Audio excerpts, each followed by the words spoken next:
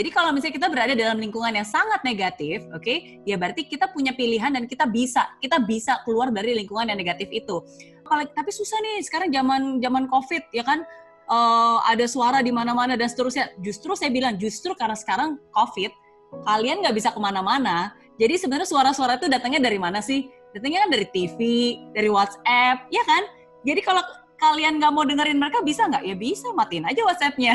Ya kan, jangan terlalu dibaca. Matiin aja TV-nya, ganti channel-nya. Tapi justru saat ini, di mana kita berada di dalam situasi di mana kita nggak kemana-mana, kita sebenarnya lebih punya kendali untuk mengendalikan perkataan dan menyaring gitu, komentar-komentar seperti apa yang masuk, dengan siapa kita mau berada di dalam grup WhatsApp itu gitu. Dan memang ada grup-grup yang negatif, tapi banyak juga kok ada orang-orang yang positif. Oke, dan again, jangan pernah menganggap bahwa saya nggak punya pilihan. That's wrong. That's the biggest mistake yang akan menghancurkan hidup kita semua. Itu akan menghancurkan hidup Anda. Ketika Anda bilang bahwa, tapi Miss Mary saya nggak punya pilihan. You always have a choice. Anda selalu punya pilihan. You always have a choice. Gitu. Jadi, you always have a choice. You always have a choice untuk bisa memilih mendengarkan perkataan orang yang bilang, jangan begitu. Oke? Atau kamu percaya dengan diri kamu sendiri. Oke? Orang sih gampang ngomong apa, karena yang ngerasain kan bukan dia, yang efeknya dampaknya juga bukan dia, ya kan, yang rugi juga bukan dia nantinya. Tapi yang penting adalah apa yang kamu katakan terhadap diri kamu sendiri, itu yang paling penting. Oke? Nah, itu yang pertama ya. Nah, tapi yang kedua nih, yang paling susah, ya itu benar, yaitu bisikan. Bisikan itu adalah orang-orang yang berada di paling dekat dengan kita, mungkin suami kita, istri kita. Nah, karena kalau suara-suara dari luar itu lebih gampang untuk didiamkan ya dan dicuekin. Tapi kalau bisikan orang yang sangat terdekat dengan kita, misalnya kayak orang tua, anak, istri, suami gitu ya. Nah, itu yang akan lebih sulit. Nah, jadi biasanya kalau saya sih, karena dari pengalaman pribadi saya sendiri juga, ketika pertama kali saya waktu itu mau terjun menjadi entrepreneur gitu ya, banyak yang menolak, khususnya orang tua saya. Waktu itu papa mama bilang, jangan deh, yakin kamu berhasil ya, pokoknya banyak lah limitation-nya. Pertama, kita berusaha untuk bisa menjelaskan kepada mereka. Mungkin seperti ini, saya kasih tahu seperti ini. Kadang karena itu cuma istri atau suami kita sendiri, sometimes kadang-kadang we take it for granted gitu. Jadi kadang-kadang kita nggak menjelaskan kepada mereka. Jadi ketika mereka tanya, yakin, kita udahlah yakin lah, jangan negatif gitu. Well, orang nggak akan bisa terconvince hanya dengan kata-kata. Kalau itu benar-benar suatu hal yang kamu yakini, buat business plan, buat perencanaan, buat detailnya seperti apa. Kalau misalnya kamu ingin memulai bisnis, oke, dalam waktu 3 bulan, ini yang akan saya lakukan. Oke, ini profitnya, ini pros and cons-nya, ini maximum loss-nya gitu.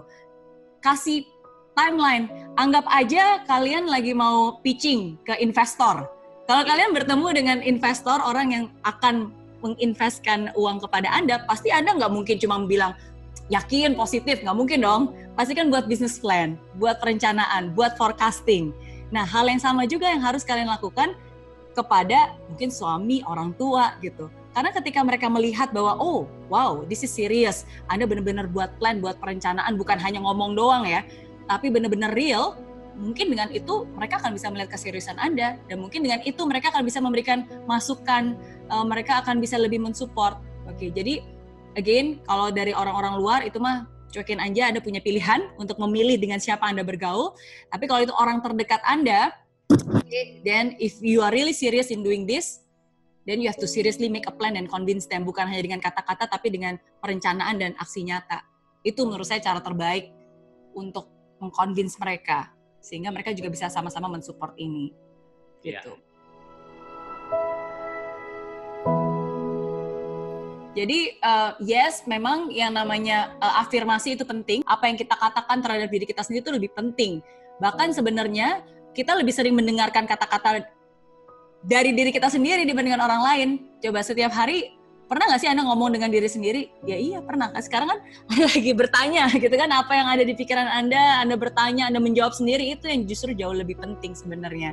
Oke, jadi afirmasi, yakin gitu, dan buat afirmasi pun juga harus sesuatu yang kamu yakini gitu, yakin bahwa saya percaya semua akan baik-baik saja, saya bisa, saya mampu, saya berharga, saya memiliki segala macam semua kemampuan resources yang bisa saya lakukan gitu. Saya percaya bahwa saya nggak sendiri, Tuhan akan selalu ada di dalam hidup saya.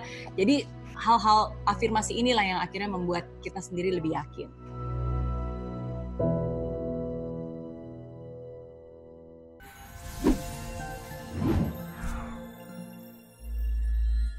Di aplikasi Mary Riana tersedia lengkap video-video YouTube terbaru saya, artikel yang up to date, quotes inspirasi, koleksi merchandise, workshop dan seminar yang bisa kamu dapatkan free dan download sekarang juga gratis.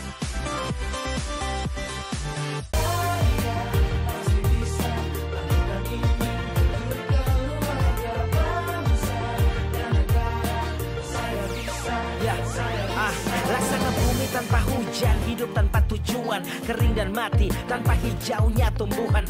Demikian kalau mimpi tak kunjung terjadi.